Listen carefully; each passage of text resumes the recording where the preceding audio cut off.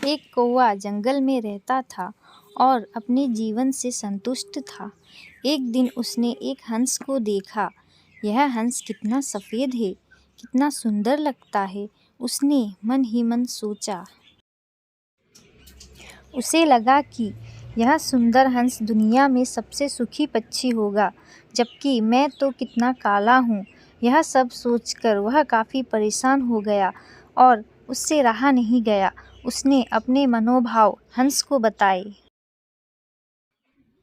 हंस ने कहा, वास्तविकता ऐसी है कि पहले मैं खुद को आसपास के सभी पक्षियों में सुखी समझता था, लेकिन जब मैंने तोते को देखा तो पाया कि उसके 2 रंग हैं तथा वह बहुत ही मीठा बोलता है।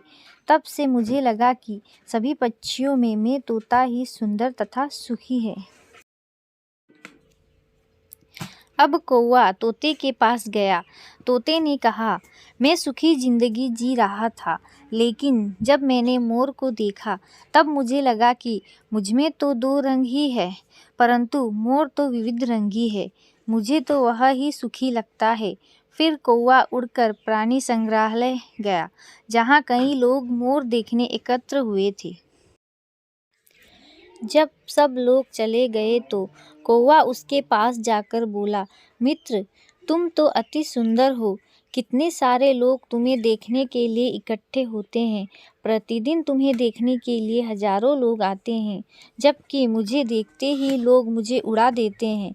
मुझे लगता है कि इस पृथ्वी पर तो तुम ही सभी पक्षियों में सबसे सुखी हो।